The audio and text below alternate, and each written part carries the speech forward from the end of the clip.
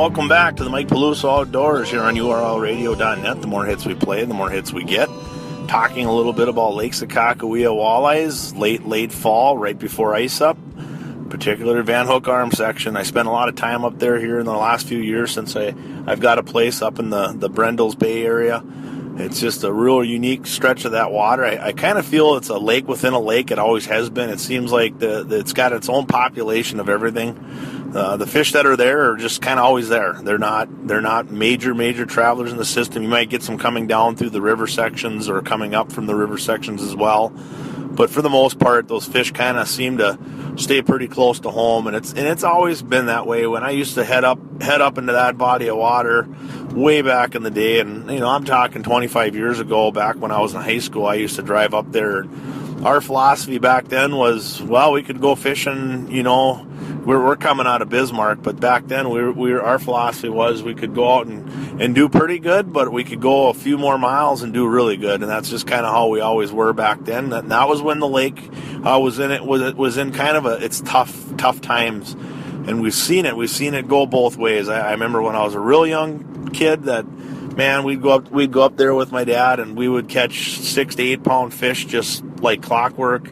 And then you go through your lean years where the water was real low and it killed a lot of our bait fish. And next thing you know, we didn't have a very good population. It was hard pressed to catch an 18-inch walleye up on that lake for many, many years. In fact, they implemented a slot limit.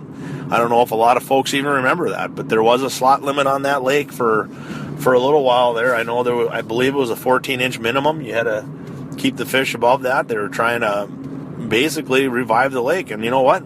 If you look at it today, I think it worked. I think it helped get our lake back to where it is now. And boy, it's all indications are telling me right now, especially from my experience of being on that water this fall, that we're close to getting to that point now where it's back to the 1980 glory days of whopper walleyes on that lake. I've spent a half a dozen days now up on the Van Hook Arm here this fall, and I've found a lot of fish in that 4 to 8 pound range, and it's just absolutely incredible, the quality of these fish. These fish are so healthy. There is a smelt population that's beyond comprehension on that body of water right now, and these fish are taking advantage of it. And for any of you that have listened to my program before about addicted walleyes, we kind of talked a little bit about that. And certainly Lake Sakakawea, that is the main forage, always has been, always will be. But they've got other stuff that they can be focusing on. But it just seems as though that has always been the main forage, and it just always will be. So you look at it that way, and that's why those fish are so healthy. That type of forage is just incredible what it'll do for the growth rates of these fish. So we're looking at it from a fisherman standpoint. Where do I think it's going to go? I think we're going to have 2 years of an absolute phenomenal bite up there. I just don't see it slowing down. I don't see the quality of fish getting any worse unless we have something major happen. But again, I'm looking at what we're seeing right now. As far as the looks of what we're seeing, as far as the numbers of fish, the population of bait fish, what have you, everything is looking pretty good, and we're closing in on what we're being told is going to be a real tough winter. So I would anticipate seeing a lot of water coming into that system this spring with the amount of snowfall that the mountains are receiving already, which is kind of unheard of. They've got ski resorts already open up in the mountains right now, which again, having them open at this time of year is pretty incredible. And we'll see where it goes. I know I'm kind of jumping ahead of myself a little bit on that, and I'm certainly no predictor of Mother Nature, but if we're getting a lot of moisture up there now, we're certainly going to see a pretty good runoff in the spring. And the lake levels right now are pretty comfortable. It's not like they're low, and it's not like they're high. So there's room there, and I think we'll be okay in the big picture of things. So hopefully we can sustain what we've got going on up there, because, again, for those of you that are listening outside outside the area of just North Dakota, if you're looking for a place to come experience some first class, and I mean first-class walleye fishing, Lake Sakakawea within the next few years is going to be the place to come play and check it out. And certainly we invite you to hop on my stuff and see if you can't wiggle yourself on a boat with me. I'd love to have you out there and give you an experience of a lifetime. And certainly there's no guarantees in fishing, but we're gonna put the percentages in our favor and hopefully do pretty well. So invite anybody that hasn't ever fished that body of water. It's a unique place, for all you Minnesota folks. If you haven't seen Lake Sakakawea, it's definitely something to see. It's just completely unique and different, and it's vast, it's big.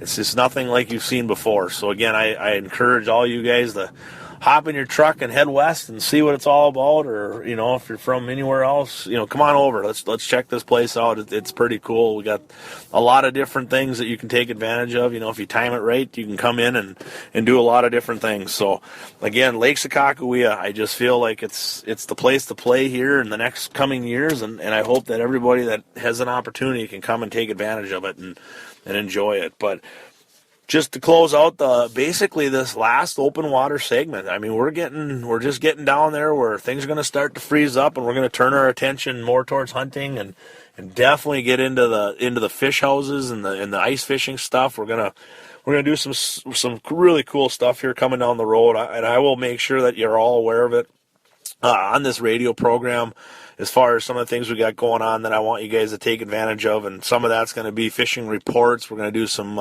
tips and tricks type segments as well, but it's all going to be on a website that we'll release very soon, and I'm excited for that. And we've also got a fishing app that we're working on as we speak, and it's in the late development stages. We're getting it pretty close to being able to release it to the public, but I think each and every one of you would find a great use for it. And certainly, I can't release too much on it yet, but I think once it's out there, it's going to be pretty fun to see what it's all about and get in there and play with it and just kind of learn what it does for you and how it can help and make your outings each and every time that much more enjoyable. So we're excited about that. We're just excited about a lot of things going on here on the Mike Peluso Outdoors, and I'll keep you guys all posted on the different television shows that we're going to be shooting here. We've got the Next Bite television crew coming out here in late October to do a couple shows, weather permitting. We're going to try doing up on Sakakawea on the Van Hook Arm, so you'll see firsthand what's going on there, and then we're going to do one down on Oahe as well, so you'll get to see that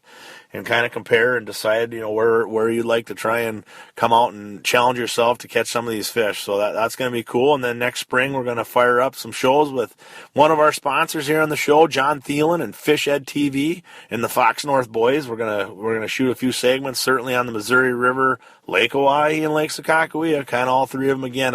I'm trying to make sure that we get people to understand that there's a lot going on here in the great state of North Dakota as far as fishing is concerned, and I value it and view it as probably one of the best fisheries in the country right now, and that's Sakakawea, and certainly the spring bite on the Missouri River is something that if you're looking at trying to catch a wall hanger, please give me a call. Let's get you out on a boat there as well. You can definitely capitalize on a trophy fish there early spring.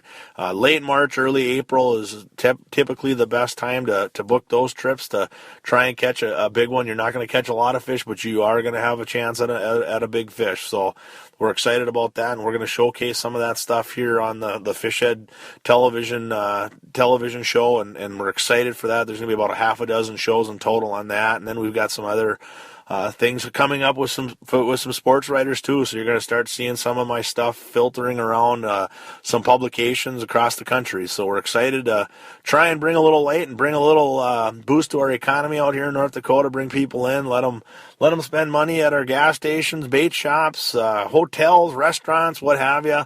That's what it's all about. Let's spread it around and have some fun and enjoy our resource and certainly respect our resource as well. And that's my job as a guide, to make sure that we're taking care of it, and we do. We're very, very loyal to the fact of releasing the big fish for another time and keeping eaters, the nice, comfortable eater-sized fish for the pan. So again, that's my job as a guide, to take care of that, and we do. And I'm very proud of that fact that I don't over keep any fish or any of that nature. I'm very respectful of the resource, and it's one of the reasons why I fish the AIM walleye tournament circuit. It's a catch, photo, and release tournament. It's not a kill tournament at all. Every fish we catch goes back in the water for another day for somebody else to catch and enjoy, and for the resource to replenish. So, again, I know it's been, one of those programs where we've kind of overlapped on some of the stuff we've talked about in shows past, but we're getting down to the end. We're not going to be able to talk open water walleye fishing much anymore. So I wanted to get one more in there before we close out the open water season and really start shifting our gears towards hunting and ice fishing. So until next time, this has been the Mike Peluso Outdoors. I really, really appreciate you guys listening, and make sure that you check out all our sponsors that take care of us here on the program, and certainly without them we wouldn't be able to make this happen. So thanks again from Mike Peluso Outdoors. Whoa.